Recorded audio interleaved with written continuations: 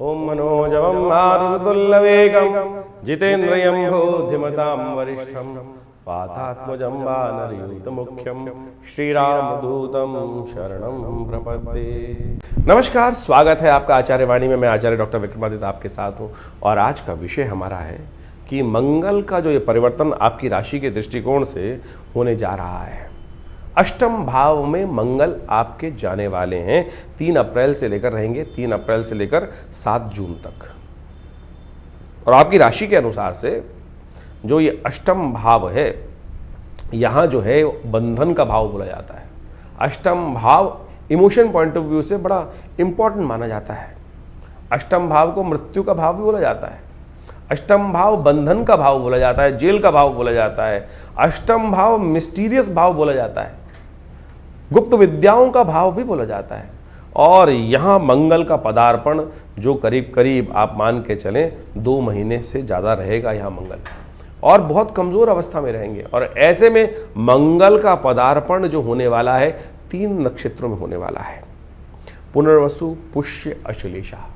अश्लेषा और पुनर्वसु पूरे रहेंगे। और ऐसे में पुष्य नक्षत्र जो शनि का नक्षत्र है, उसमें जो मंगल का ये परिवर्तन का योग बनेगा वो आपके लिए खास तौर पे बहुत समझने वाला होगा। आपकी राशि के दृष्टिकोण से मंगल जो है क्या होने जा रहे हैं? मंगल नीच के होने जा रहे हैं। मंगल चंद्रमा की राशि में जब जाते हैं तो सबसे कमजोर अवस्था में हो जाते हैं। मंगल पुरुषार्थ के मालिक है, मंगल साहस के मालिक है। अभी हम आपको ये बताएंगे कि मंगल क्यों ऐसा कहा गया है, कि मंगल कहां से उत्पत्ति हुई है। ये नहीं कि आपको केवल कह दिया और मंगल का ऐसा प्रभाव है, नहीं, शास्त्र के दृष्टिकोण से आपको समझ में आएगा हर चीज का। मंगल विशेष तौर पर व्यक्ति की कुंडली में यदि स्ट्रांग होंगे ना, तो कहा होगा कि व्यक्ति अदम उत्साह वाला हो सकता है। और ऐसे में हर चीज को कार्य करने के लिए उत्साह की आवश्यकता होती है। मंगल आपकी राशि के दृष्टिकोण से देखा जाए तो पंचम के मालिक हैं और 12वें भाव के मालिक हैं, बुद्धि के मालिक हैं। साथ साथ वो कंफर्ट के भी मालिक, 12वां हाउस कंफर्ट के भी बोला जाता है, प्लेजर का भी बोला जाता है, मोक्ष का भी बोला जाता है। संतान के लिए पंचम भाव संबंध रखता है, बुद्धि संबंध रखता है, विद्या से संबंध रखता है। और धनु राशि वालों के लिए खास तौर पे समझने की आवश्यकता है कि आप इन दिनों जो ग्रहों का प्रभाव दिखाई दे रहा है, ऐसे हो जाएंगे कि जैसे कहा जाता है ना कि आदमी तो लग रहा है भैया ताकतवर है, लेकिन फूला हुआ है, अंदर से टूटे हुए हो, अंदर से ताकत नहीं है। आप बोल बहुत ज्यादा रहे हो, बड़ी बड़ी बातें करने की तरफ जाओगे, ऐसा होना चाहिए, ऐसा होना चाहिए, ऐसा कर देना चाहिए, यानी हाइपोथेटिकल सिचुएशंस जो है वो क्रिएट करने वाले होंगे। दुनिया को उपदेश देने की बात करोगे, कह रहे भैया ऐसे कर लो, तुम ऐसा कर लो, ऐसा कर लो, ऐसा कर लो। और इसी कारण से कई लोगों के साथ आपका अंतर्द्वंद इन दिनों ज्यादा परेशान करेगा। कोशिश ये कीजिएगा बड़ी शांति के साथ काम करने का प्रयास करें। हमें पता है कि वास्तविक तौर पर मनस्थिति किस प्रकार की है। बुद्धि जो है वो विशेष तौर पर कुतर्क ज्यादा करती दिखाई देगी। ऐसे में कुतर्क से बचने की आवश्यकता है कि आप सामर्थ्य नहीं है, थोता चने बाजे गाने वाली स्थिति हो सकती है। करने का दम हमें है नहीं, कर हम सकते नहीं है, लेकिन बखान जिस प्रकार का करेंगे वो 8वें आसमान की स्थिति हम मचा सकते हैं। तो जमीन पे रहकर देखिए, ये स्थिति जो ग्रहों की है, हमने उसको समझाने का प्रयास किया। जिनकी भी धनु राशि है उनके लिए इस प्रकार का प्रभाव गोचर में कम से कम मंगल के कारण से ऐसा हो सकता है। और आपको पता है, वो आपने देखा होगा कि कई बार रास्ते में लड़ाई हो जाती है गाड़ी से निकलकर, और क्या होता है, गुस्सा बहुत आ रहा होता है, लेकिन सामने वाला आदमी पहलवान होता है। अब गुस्सा तो है, फ्रस्ट्रेशन तो है, निकालनी तो है, वो अपशब्द भी निकल जाते हैं, मुख से निकल जाते हैं, लेकिन वो क्या होता है, निकल के मारता नहीं आदमी। लेकिन इस वक्त मंगल, आप समझें, आप अपनी स्थिति को समझ के कार्य कीजिएगा। दुस्साहस करना आप पर भारी पड़ सकता है। मंगल थोड़ा कमजोर स्थिति में है, इस बात को विशेष तौर पर ध्यान रखिएगा। ये मंगल का जो दुष्प्रभाव आपके ऊपर पड़ने वाला है, बड़े बड़े लोग जो है ना, आप थोड़े से जबरदस्ती अकड़ू खा बन के रहेंगे। आपका संबंध बड़ी अच्छे व्यक्ति से है और आप ऐसे में आलस्य कर उस स्थिति का लाभ नहीं उठा पा रहे हैं, ये स्थिति हमको दिखाई देती है। स्वास्थ्य का ध्यान रखिएगा। स्वास्थ्य की तरफ विशेष तौर पर ध्यान रखने का प्रयास करना चाहिए। जितनी सीमा हो उतना ही बोलने का आपको प्रयास करना चाहिए। इस बात का खास तौर पर ध्यान रखते हुए कार्य करें। बाकी सब ग्रहों की युति, जैसे आप कब देखें, आपकी ढैया वैसे ही चल रही है इस वक्त। ऐसे में ढैया का जो प्रभाव है वो विशेष तौर पर कहीं ना कहीं स्वास्थ्य पर प्रभाव पड़ सकता है। बहुत सोच समझ कर कार्य करने की जरूरत है। ये कतई अर्थ नहीं है कि घर में छुप के बैठ जाओ। अरे आपके संबंध बहुत बढ़िया हो सकते हैं लोगों के साथ। बड़े व्यक्ति जो है, विशाल हृदय व्यक्ति हैं, वो आपके साथ आपके दोस्त बन सकते हैं इस गोचर के समय में। तो उस संबंध का यूटिलाइज करने का प्रयास करो, लेकिन हर एक को शिक्षा मत देना। और सबसे बड़ी बात, बड़े बुजुर्गों का सम्मान करना बहुत जरूरी है। इस वक्त आप फ्रस्ट्रेशन में आकर किसी बड़े व्यक्ति का, बड़े अधिकारी के साथ साफ साफ मुंह फट बोलने की स्थिति में कारण से नहीं जो बोलना चाहिए वो भी आप कुतर्क करते दिखाई देंगे और वहां वो स्थिति में फंस सकते हैं। इस बात का थोड़ा ध्यान रखते हुए कार्य करने की जरूरत। हनुमान चालीसा का पाठ करें, हमारे को सबसे अच्छा दिखाई देता है हनुमान चालीसा का पाठ करें आप, सबसे अच्छा रहेगा आपके लिए। हो सके तो मंगलवार के मंगलवार हनुमान जी को अवश्य चूल्हा चढ़ाने का प्रयास कीजिए। हम तो कहेंगे शनिवार को भी चढ़ाएं। देखिए इस वक्त आपकी हनुमान जी को मंगल और शनिवार को अवश्य चूल्हा चढ़ाने का प्रयास कीजिए। यह आपके लिए बड़ा श्रेष्ठ उपाय है। एक काम और कर सकते हैं, मंगलवार के दिन या रोज एक काम करें, रोटी थोड़ी सी बनवा लीजिए। यदि तंदूर की रोटी लग सके तो बहुत अच्छा है, और उसमें थोड़ा सा किसी ना किसी मात्रा, निमित्त मात्र हल्का सा कुछ मीठा, ज्यादा बहुत ज्यादा नहीं। कई बार क्या होता है कि मीठा डालने को हम बोल देते हैं, पूरी मीठी चुपड़ कर रोटी लोग कुत्ते को खिलाने का बात करते हैं। हल्का सा निमित्त मात्र, अंश मात्र, हल्का सा चाक लगाकर किसी श्वान को, कुत्ते को रोटी डाल दिया कीजिए।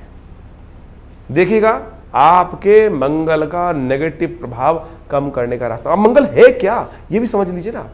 देखिए उपाय बड़े सरल होने चाहिए। आमतौर पर समस्या क्या है कि कुछ लोग बहुत क्लिष्ट उपाय, बहुत महंगे उपाय बताने का प्रयास करते हैं। देखिए शास्त्र में, अध्यात्म में, भारतीय संस्कृति में बड़ी सरलता से रास्ते बताए गए हैं। एक व्यक्ति एक किसी महात्मा के पास गया, उसको घर जाना था, बहुत समस्याएं चल रही थी। कथा को मैं छोटे रूप में समझाने का प्रयास करूंगा, बहुत लंबी कथा नहीं सुनाऊंगा, छोटे से सार रूप में समझने का प्रयास करें। बड़ी सरलता से उस कथा को यदि हम समझ लें तो जीवन के कष्टों को दूर कर सकते हैं। एक महात्मा के पास गया, महात्मा जी जीवन में संकट है, रास्ते में जाना है मुझे, मेरा गांव उस तरफ है और रास्ते में पानी चढ़ा हुआ है, नदी में पानी चढ़ा हुआ है और मैं पार नहीं कर सकता। बाबा ने कहा आध्यात्मिक दृष्टिकोण, चिंता मत करो, मैं आपको एक उपाय बताता हूँ। एक बाबा जी ने एक कुछ मंत्र उसको लिखा और एक कागज के लिखकर भोजपत्र में उसको हाथ में दे दिया। बोलो इसको अपने मुट्ठी में रख ले और जैसे जैसे बस केवल भगवान का स्मरण कर कर इसको लेके चलता चला जा, पानी तेरा हटता चला जाएगा।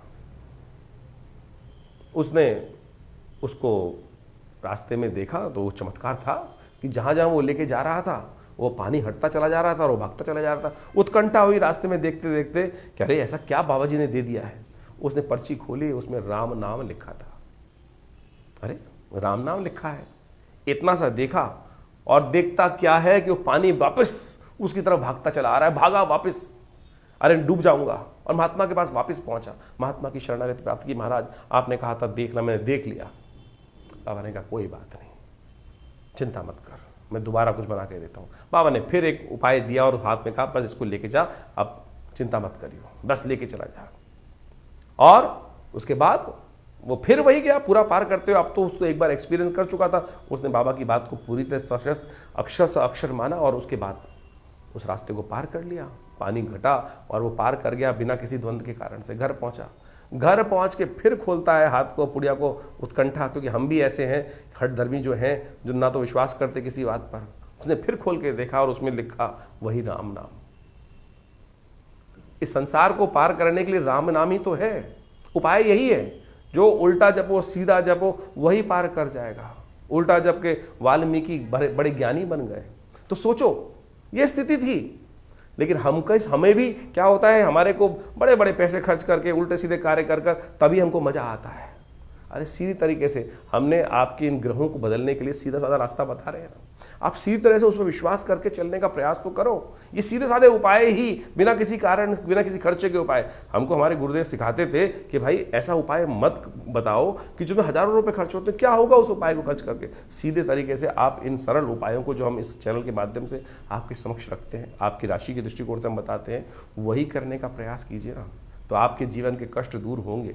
आज की तारीख में आप किसी भी जन्मपत्री को दिखाने जाते हैं, कहीं भी जब बात करते हैं, देखिए बाबाओं ने क्या होकर, कितनी मालाएं, कितने कंठ पहनकर, पता नहीं क्या क्या स्थिति, भाई आवरण कैसा बना रखा है। वो एक मिसमरिज्म क्रिएट करने का प्रयास किया जाता है। अध्यात्म बहुत सरल है और ज्योतिष बिना अध्यात्म के नहीं हो सकता। अध्यात्म के दृष्टिकोण से समझने का प्रयास करें तो आपकी राशि में जो ग्रहों का योग है, मंगल क्या खेल करने वाले, मंगल है कौन, इसके विश्वास जगाने के लिए हम पूरा एक रास्ता आपको बताने का प्रयास कर रहे हैं। समझेंगे तो हमारा विश्वास है आपके कष्टों को दूर करने का रास्ता आप अवश्य बना पाओगे। अब सवाल ये उठता है कि मंगल है कौन। भारतीय सनातन संस्कृति में हमारे वेद इत्यादि उपनिषद इत्यादि ग्रंथों के अंदर हर चीज़ की उत्पत्ति और उत्पत्ति का कारण हर चीज़ उपस्थित की गई है, और उन मूलभूत सिद्धांतों को, कथाओं को हम समझकर वास्तविक तौर पर उनका प्रभाव किस प्रकार का जीवन में होगा वो हम समझ सकते हैं।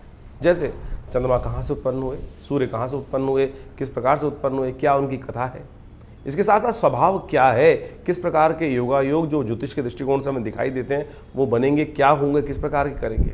तो वीरभद्र की उत्पत्ति की कथा भी बड़ी विचित्र है। जो मंगल वीरभद्र ही है, वास्तविक तौर पर शिव के गण हैं। वीरभद्र जो थे वो भगवान शिव के पसीने से उत्पन्न हुए थे, और विशेष तौर पर दुख, भय, क्रोध का प्रतीक माने जाते हैं। और मंगल की स्थिति वास्तविक तौर पे हमको समझ लेना चाहिए, मंगल इन तीनों का ही प्रतीक माना जाता है। मंगल पुरुषार्थ का भी मालिक है, क्रोध का भी मालिक है, साहस का संबंध रखता है, और साथ साथ यदि वो शीर्ण हो जाए तो शोक और दुख का कारण भी बनता है। क्योंकि मंगल की उत्पत्ति जो हुई है वो विशेष तौर पर ऐसी ही परिस्थिति में हुई। कहा जाता है शास्त्र की कथा के अनुसार से, यदि आप विभिन्न ग्रंथों को पढ़ें तो वहाँ वो कथा का वर्णन अद्भुत रूप से आता है। जब सती ने भगवान शंकर के समक्ष अपनी इच्छा रखी कि वो उनके पिता दक्ष प्रजापति ने जो यज्ञ रखा था उसमें जाना चाहती हैं, तो भगवान ने मना किया कि बिना बुलाए नहीं जाना चाहिए। चाहे अपना घर भी हो, अगर वो आमंत्रण नहीं है तो वहाँ नहीं जाना चाहिए। और दक्ष ने तो साक्षात शिव को उस यज्ञ में बुलाया ही नहीं था, जो उन्होंने अपने अभिमान के लिए रखा था, अपने अभिमान की पूर्ति के लिए रखा था। और ऐसे मूड बहुत हैं जो इस संसार में अपने अभिमान की पूर्ति के लिए सत्य को समझ नहीं पाते हैं, सत्य का परित्याग कर देते हैं। दक्ष ने यही धृष्टता करी। ये कथा बड़े अद्भुत रूप से समझने की है। जब भगवान शिव को नहीं बुलाया गया तो पार्वती जी वहाँ जाती हैं, देखती हैं आकाश मंडल में बड़े बड़े विमान दक्ष के यहाँ जा रहे हैं, समस्त देवता इत्यादि सब वहाँ उस यज्ञ में आमंत्रित थे। तो उनको बड़ा दुख होता है कि मेरे पिता ने मेरे पति को बुलाया नहीं। भगवान शिव के समक्ष जाकर प्रार्थना करती हैं, भगवान शिव मना भी करते हैं, लेकिन वो कहते हैं मेरे पिता का घर है, मुझे जाना चाहिए, मुझे जाना तो चाहिए ही चाहिए। लेकिन मन में तो कुछ और भाव था सती के, ये संसार को उदाहरण देना था। जब वो जाती हैं यज्ञ के अंदर और वहाँ देखती हैं कि सब लोग विद्यमान हैं, लेकिन जो पिता के द्वारा स्थान जो है वो शिव का रिक्त रखा गया है और उस यज्ञ में शिव को स्थान नहीं दिया गया है, तो वो अपने आप को उस यज्ञ के कुंड में समर्पित कर देती हैं। और ये सूचना जैसे ही भगवान शिव तक पहुंचती हैं, क्रोध आवेश के कारण, शोक के कारण से उनका जो पसीना है पृथ्वी पर गिरता है, कहा जाता है उसी से वीरभद्र की उत्पत्ति हुई।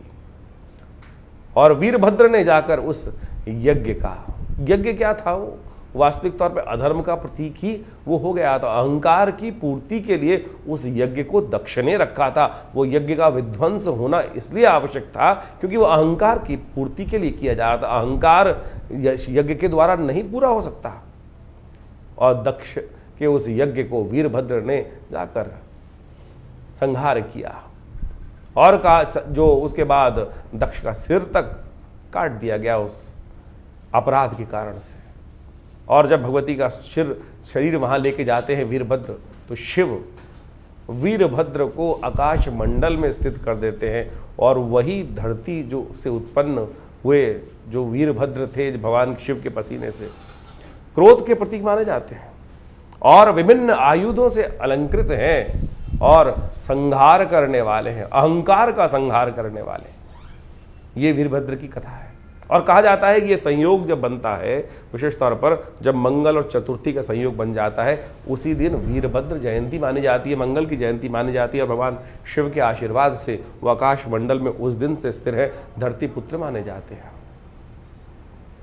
इनका एक गायत्री के रूप में भी मंत्र आता है, अंगारकाय विद्महे धरित्री पुत्राय धीमहि तन्नो भौमः प्रचोदयात्। इस प्रकार से उनकी गायत्री आती है, और इसका स्तवन कर लेने से कहा जाता है कि मंगल के बहुत सारे दोष शांत हो जाते हैं। तो ये वीरभद्र जो हैं, जो वास्तविक तौर पर मंगल के रूप में आकाश मंडल में स्थित है, उनका स्वभाव आपने समझा।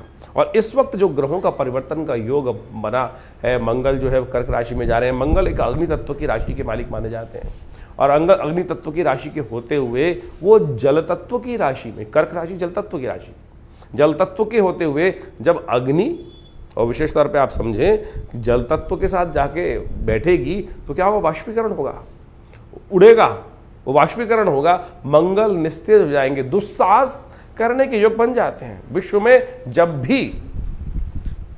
जब भी मंगल कर्क राशि में आते हैं, आप सत्य मान लें, जो दुस्साहस करने वाली प्रवृत्ति है संसार में बढ़ जाती है। और उन दिनों विशेष तौर पर यदि आप एनालाइज करके देखें, हमने इस बात को बहुत अच्छे से एनालाइज करके देखा, यहां तक कि जो गलत तरफ जाने का रुझान है वो बढ़ जाता है। और तो और दुस्साहस करते हुए लोग, कई बार ऐसा देखा जाता है कि विशेष तौर पर आत्मदाह करने वाली, आत्महत्या वाली बातें, जो मेंटली लोग थोड़े वीक होते हैं, ऐसी समस्याएं उस समय बढ़ जाती हैं। नशे की स्थितियां वाला काम बहुत ज्यादा बढ़ जाता है। मंगल जो है साहस का प्रतीक है, और जब मंगल साहस जब है वो निस्तेज, कर्क राशि में जाके वो निस्तेज हो जाते हैं, नीच के बोले जाते हैं, और ऐसे में वो 3 नक्षत्रों को पार करते हैं। 3 नक्षत्रों की स्थिति में जाते हैं, पुनर्वसु, पुष्य और अश्लेषा। पुनर्वसु के अंतिम चरण में, और पुष्य नक्षत्र जो शनि का नक्षत्र है वो इसलिए भयावह माना जाता है, मंगल को सबसे कमजोर माना जाता है। एक तो वो शनि के नक्षत्र में चले जाते हैं, पुष्य के चारों चरण उसी में पार करते हैं। उसके बाद अश्लेषा नक्षत्र में भी वो विहार करते हैं। तो ये जो नक्षत्र हैं, इनमें सबसे भयावह स्थिति मंगल की तब होती है जब वो पुष्य नक्षत्र में जाते हैं। ऐसे में मंगल को शांत करने के लिए अनेक उपाय शास्त्र में वर्णित है, और उन सब उपायों को कर आप अपने कष्टों को दूर करने के सुंदर योग बना सकते हैं। जो हमने आपको उपाय बताए भी बहुत सारे, उसके अंतर्गत यदि एक और श्रेष्ठ उपाय आप करने का प्रयास करें, शिव ही तो मंगल हैं, शिव के गण ही तो वो वीरभद्र थे, और वही तो शिव से ही तो वास्तविक तौर पर उनका शिव की आराधना कर यदि मंगलवार के मंगलवार गुड़ के जल से, मीठे जल से या गन्ने के रस से भगवान शिव का अभिषेक कर लिया जाए, ओम नमः शिवाय इस मंत्र का स्तवन करते हुए, मंगल की गायत्री का पाठ करते हुए, तो कहा जाता है कि मंगल के बहुत सारे नेगेटिव प्रभाव दूर होने के रास्ते आपको प्राप्त होंगे। तो ये बात आपको सैद्धांतिक तौर पे समझते हुए कार्य करने का प्रयास करना चाहिए। इससे आपके जीवन के बहुत सारे कष्टों को दूर करने का रास्ता आपको प्राप्त होगा, ग्रह नक्षत्रों में परिवर्तन का रास्ता आपको प्राप्त होगा। इसके साथ साथ आपको ये भी समझना चाहिए कि हम हर चीज़ को राशि के दृष्टिकोण से विभाजित करने का प्रयास करते हैं। अब हमको इस चैनल के माध्यम से आपके समक्ष गोचर की व्यवस्था समझानी है, लेकिन ये गोचर की व्यवस्थाएं जो हैं वो तो एक सार्वभौमिक रूप में है। आप ये समझें कि जिन दिनों ये मंगल जिस प्रकार की स्थिति में रहते हैं, और इस बार तो वैसे ही जो वर्ष चल रहा है, संवत 2082 आरंभ हुआ है, सूर्य का वर्ष है, ऐसे में मंगल का स्थिति में इस प्रकार से आना, जो करीब करीब 3 अप्रैल से लेकर 7 जून तक ये स्थिति मंगल की रहेगी, और इसमें विभिन्न नक्षत्रों में मंगल का प्रवेश होगा, जैसे हमने आपको बताया। इन सब में अलग अलग प्रभाव मंगल, हम समय समय पर उस बारे में आपको अवगत कराते रहेंगे। लेकिन अग्निकांड, दुस्साहसपूर्ण कार्य, विश्व में को अशांत करने के लिए जो नेगेटिव सोच वाले लोग हैं वो दुस्साहस करने का कार्य कर सकते हैं। आतंकवादी घटनाएं, आमतौर पर जब भी मंगल इस प्रकार की स्थिति में आता है, कर्क राशि में आता है, तो दुस्साहसपूर्ण कार्य सामने आ गए। देखिए, मंगल प्रतीक है साहस का, साहस आएगा तो मंगल को सेनापति कहा जाता है ज्योतिष के दृष्टिकोण से।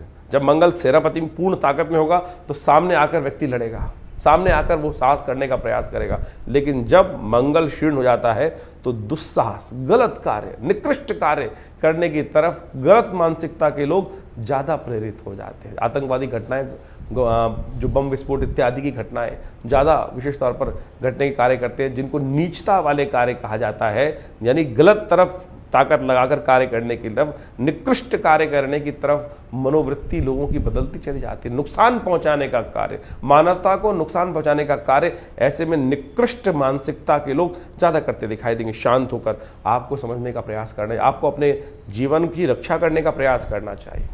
ज्योतिष में ग्रह योग की गणनाएं जो है वो विशेष तौर पर बड़े वृहद रूप से बताई जाती हैं, और इस वक्त विभिन्न राशियों के अनुसार से अलग अलग प्रभाव तो समझ लेना चाहिए। तो हम हर राशि के अनुसार से आपको आपकी राशि के अनुसार से ये बात तो बता ही रहे हैं, लेकिन फिर भी आपकी ग्रह गणना तो अलग होगी, ये बात भी आपको समझ में आती है। राशि के दृष्टिकोण से गोचर का प्रभाव तो समझ में आ जाएगा, लेकिन मूलभूत कुंडली के अंदर जो ग्रहों का योगायोग बना है वो कितनी ताकत में है। हाँ, अगर आपकी कुंडली में वैसे ही कहीं ना कहीं नीच के बैठे हुए हैं मंगल और गलत अवस्था में, अस्त अवस्था में है, तो ये आपके लिए समय भयावह हो सकता है। और वहीं अगर आपकी कुंडली में मंगल पूर्ण ताकत में है, मंगल की दशाएं अच्छी चल रही हैं, नवांश में मंगल शुद्ध होकर बैठा है, तो आपके लिए इतना गलत का समय नहीं होगा जितना ओवरऑल दिखाई देता है। तो ऐसे में आप अपनी जन्मपत्री को समय समय पर अच्छे से चेक कराते रहें, पूछते रहें, गणनाएं जानते रहें। जैसे हम कहा जाता है ना कि आज की तारीख में मॉडर्न ज़माने में कहा जाता है कि डॉक्टर साहब के पास जाकर समय करीब 6 महीने में कम से कम एक बार अपने ब्लड टेस्ट और पूरी संपूर्ण रूप से कंसल्टेशन ले लेनी चाहिए। तो उसी प्रकार से ज्योतिष भी एक ऐसी चीज़ है कि एक ऐसा आईना है कि जो आपके भविष्य को में क्या कुछ होने की योग हैं, किस प्रकार के योगायोग बनने वाले हैं, उस सब संबंध में आपको अवगत करा सकता है। और लोग सही समय में समझ लें कि हमारा समय कैसे चल रहा है। जैसे हम आपको बताते हैं कि भाई इस वक्त गोचर में ये 7.5 का योग चल रहा है, किसी राशि में ये समय ये चल रहा है, ये चल रहा है, ऐसा चल रहा है, तो क्या होता है, लोग उससे पहले सावधान हो जाते हैं। और सावधानी यदि रहेगी तो दुर्घटना कम घटेगी। और सावधानी हटी तो आपने बोर्ड पे देखा हुआ, लिखा हुआ, सावधानी हटी दुर्घटना घटी। तो यही बात है। इसके अनेक उपाय शास्त्र में वर्णित हैं जो हमने बड़े सरल रूप में आपके समक्ष रखने का प्रयास किया है। बहुत सारे लोग कहते हैं कि ज्योतिष डराते हैं। ज्योतिष डराने का विषय नहीं है, ज्योतिष अवगत कराने का विषय है। देखिए, आप अगर नेगेटिव सोच रखेंगे तो फिर समस्याएं उत्पन्न होने के योग बनेंगे।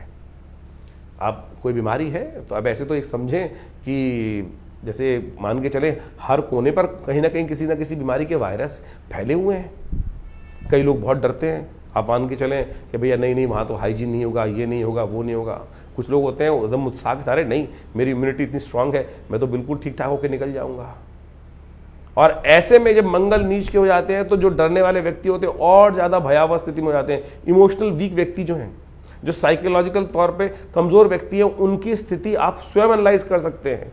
जिनकी कुंडली में चंद्रमा बहुत नीच के होकर बैठे हुए हैं, कुंडली के अंदर चंद्रमा जो नीच के होकर बैठे हैं या शीर्णस्थ अवस्था में या मंगल शीर्णस्थ अवस्था में, उनकी मनोदिशा आपको देखने को मिल सकती है कि किस प्रकार से वो और ज़्यादा नेगेटिव हो सकते हैं। कोरोना काल आया, बहुत सारे लोगों ने बाहर निकल कर कार्य किया और बहुत सारे लोग जो डर के बैठे रहे, बहुत सारे लोग को इन्फेक्शन हुआ भी, लेकिन अपनी यदि उनकी इम्यूनिटी अच्छी थी तो बच के आ भी गए। और जिनकी इम्यूनिटी वीक थी वो बेचारे क्षय को प्राप्त हो गए। तो ऐसे ही समझें कि ज्योतिष की मूल जन्मपत्री जो है आपका जो मूल कैरेक्टर है, वो उस जन्मपत्री से निष्कर्ष जो समझ में आता है कि क्या कुछ प्रकार का योग बने हुए हैं और ये व्यक्ति क्या कुछ कर सकता है, कैसे समय में इसको किस प्रकार का कार्य करने का मौका मिलेगा और कैसे उन समस्याओं को ठीक करने का योग बना पाएगा। तो हम इस विषय में आपके समक्ष जो समय समय पर गोचर का प्रभाव समझाते हैं, तो बहुत सारे लोग कमेंट में लिख के भेज देते हैं नहीं डरा। अरे डराने का विषय ही नहीं है ज्योतिष। अगर कोई डॉक्टर आपको कहे भैया कि थोड़ा सा हाथ धो के खाना खा लिया करो, तो वो डरा रहा है आपको? कौन डरा रहा है आपको? आप हाइजीन मेंटेन करने की बात करनी। शास्त्र के अंदर अगर कहा है कि पवित्र स्थिति में खाना खाओ, खाना धो के खाओ, हाथ धो के खाना खाना चाहिए, साफ सुथरी जगह बैठ के जो भी कार्य करना चाहिए, तो ये डराना नहीं है भाई। उसमें कहे जी इन्फेक्शन हो जाएगा, और लोग तथाकथित तौर पर कैसे ले लेते हैं इस स्थिति को, तो आप समझें कि जिनकी मानसिकता जो हमको, एक बात समझे, पुरानी कहावत है, जाकी रही भावना जैसी। अगर कोई ऐसे ग्रहों के प्रभाव को समझकर भावना डर रहा है तो उसकी भावना ही डरपोक है। आप उसकी भावना ही डरपोक है। अगर कोई व्यक्ति आपको अच्छी बात समझाने का प्रयास कर रहा है कि भाई ये स्थिति है, इसको ठीक से समझा लो। आपके माता पिता बुजुर्ग जो आपसे अच्छी भावना रखते हैं, वो हमेशा आपके लिए जो है, जिनका आपके बारे में दिल थोड़ा दुखता रहता है, अरे सावधान रखना चाहिए, बच्चे को दर्द ना हो जाए, चोट ना लग जाए, तो मन में ये भाव रहता है। प्रेम के साथ ऐसा भाव होता है। और उसको जब हम थोड़े से हमारे बुजुर्गों से हम बहस कर लेते हैं, नहीं आप तो फालतू में डरते रहते हैं, और डरते नहीं, वो प्रेम है, वो प्रेम है, स्नेह है। वो वास्तविक तौर पर ये बात हमको समझनी चाहिए, बाद में समझ में आती हैं बातें। इसलिए कोशिश ये करें, जो ज्योतिष के विषय हमने आपके समक्ष रखे हैं वो वास्तविक तौर पर वैज्ञानिक तथ्यों पर आधारित है। इन कथाओं को हम इसीलिए यहाँ डालते हैं, समझाने का प्रयास करते हैं कि ज्योतिष कपोल कल्पित गणनाओं पे नहीं चलती, प्रत्यक्ष प्रभाव से। नासा जैसे ऑर्गेनाइजेशंस, विश्व के आज बहुत रेप्यूटेड जो ऑर्गेनाइजेशंस हैं, वो भी हमारी गणनाओं को समझते हैं और हमारी गणनाओं के अनुसार से सोचे कितना सुंदर संस्कृति रही होगी। लेकिन कुछ है मूड जो आपके साथ उपहास करते होंगे, अपनी संस्कृति का उपहास करने का प्रयास करते हैं। तो हमारा आपसे अनुरोध है, हमारा आपके समक्ष एक विशेष तौर पर बात रखने का तरीका है, कोशिश करें इन गणनाओं को हल्के में ना लिया करें। हम आपके साथ समय समय पर जुड़े रहते हैं और दिल्ली में हमारा ये संस्थान जो विवेकानंद योगाश्रम है, पिछले करीब 60-70 सालों से आप सबके लिए कार्य कर रहा है, आध्यात्मिक क्षेत्र में कार्य कर रहा है। और बहुत सारे यज्ञ इत्यादि समय समय पर चलते ही रहते हैं आश्रम में। आप सब उस यज्ञ इत्यादि में सम्मिलित हो सकते हैं। अभी हमने इस ये ग्रहों के परिवर्तन से पहले मंगल की अंगारक चतुर्थी पड़ी और उस दिन बड़े 1 अप्रैल को बड़ा सुंदर दुर्गा सप्तशती का यज्ञ चल ही रहा था। उसमें भी सब लोगों को ने आके भाग लिया, अपने नाम से यज्ञ कराए, उसके साथ साथ और उस दिन सुंदरकांड का पाठ भी किया। तो इस मंगल के नेगेटिव प्रभाव को दूर करने के लिए जितने मंगल पढ़ें उसमें अवश्य सुंदरकांड का पाठ अवश्य करने का प्रयास करें और आपकी श्रद्धा के साथ भगवती की कृपा से आपके कष्ट दूर होने के योग बनेंगे। ऐसे में बुढ़वा मंगल भी पढ़ेंगे और हम विवेकानंद योगाश्रम में व्यवस्था बना रहे हैं कि लगातार जितने भी मंगल इसमें पढ़ें उसके लिए मंगल ग्रह की शांति करने के लिए, आपके ग्रहों को दोषों को दूर करने के लिए वहाँ लगातार यज्ञ इत्यादि के बहुत सारे कार्यक्रम रहेंगे। नंबर्स आपके सामने स्क्रीन पर चलते रहते हैं और हम आपको समय समय पर आपकी राशिफल के अनुसार से अवगत भी कराते रहते हैं। तो आप भी अपने उस कार्य को करने के लिए स्वयं पधार सकते हैं। विवेकानंद योगाश्रम में ये व्यवस्था है कि आप खुद आकर पूजा कर सकते हैं। बहुत सारी संस्थाओं में ऐसा होता है पूजा हो रही नहीं हो रही पता ही नहीं चल रहा है। हम उस व्यवस्था को आपके साथ जोड़ते हैं। हर रविवार को अभी और इन दिनों जहाँ जब ये स्थिति रहेगी, मंगल ऐसी खराब स्थिति में रहेंगे, तो आश्रम पर सुंदरकांड की सुंदर व्यवस्था हमने लगातार रखने का प्रयास किया है। आप भी अपने नाम गोत्र को आश्रम पर भेजकर अपने स्थान को आरक्षित कर यदि खुद बैठना चाहें तो आपका स्वागत है। इन समस्त कार्यक्रमों में जो समय समय पर रहेंगे आप उसमें बैठकर अपने ग्रहों का उपचार बहुत सुंदर तरीके से कर सकते हैं। और शास्त्री माने हमारे यहाँ जो यज्ञ की व्यवस्था है ना, वो सबसे सुदृढ़ व्यवस्था है। आप समझे, शास्त्र के अंदर 3 विधियां बताई गई हैं, मंत्र जप, स्नान और दान। और दान हम जब भी कर रहे हैं और किसी गलत व्यक्ति को दान कर दिया तो दान का लाभ की जगह नुकसान हो जाएगा। यज्ञ जो है वो भगवान के नाम पर आहुति जो अर्पित करते हैं वो सीधी भगवान को ही प्राप्त होती है, उससे श्रेष्ठ कोई चीज। इसीलिए कहा गया है शास्त्र में, यज्ञो वै श्रेष्ठतमं कर्म। तो आप श्रद्धा के साथ इन समस्त रीतियों को समझते हुए अपने जो हमारी पद्धति रही है, भारतीय संस्कृति की सनातन पद्धति रही है, उसके साथ जुड़े रहें। और हमारा विश्वास है कि इन समस्त कष्टों से निवारण करने के लिए, ग्रहजनों के प्रभाव को अपने लिए शुभ बनाने के लिए यदि आप इन समस्त शुभ कर्मों के साथ जुड़े रहेंगे तो लाभ ही होगा, कष्ट दूर ही होंगे और जीवन आनंद से व्यतीत होगा।